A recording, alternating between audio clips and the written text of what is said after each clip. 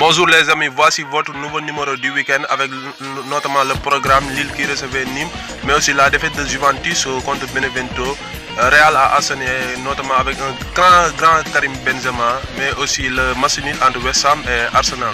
Voici le sommaire. Lille recevait Nîmes, le LOSC leader avant cette 30e journée avec 63 points devrait gagner pour mettre la pression sur le Paris et Lyon qui s'affrontaient ce dimanche. Face au relégable Nîmes, les hommes de Christophe Galtier ont été surpris dès le début du match par un but du Sénégalais Moussa Koné dès la 12e minute, mais le LOSC parvient à égaliser sur un corner grâce à Seka. Alors on croyait que Lille va gérer tranquillement, mais Renaud Ripard marque le deuxième but pour les Nîmois qui mènent à la pause.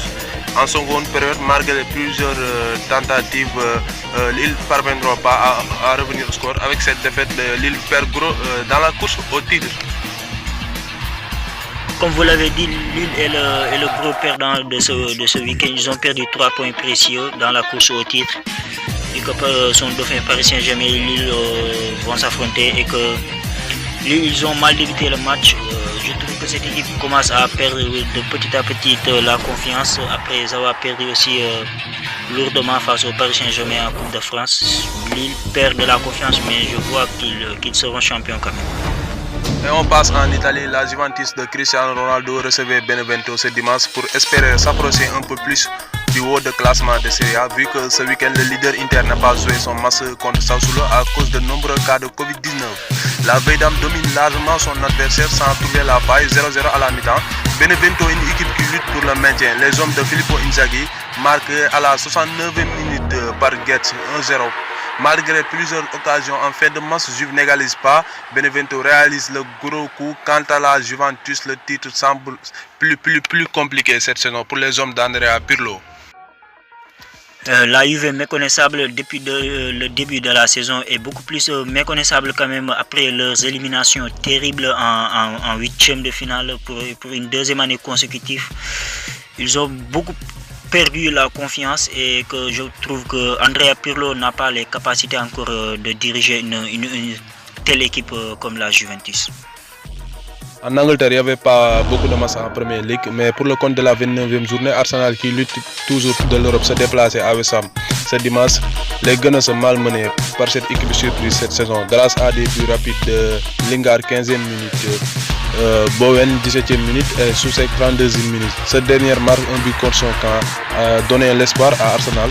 Au retour des Vertiens, les hommes de Mikel Arteta sortent du gros jeu avec un nouveau CSC de Dawson, puis Lacazette à la 82e minute. Score final 3 buts partout, les Gunners réalisent un gros exploit.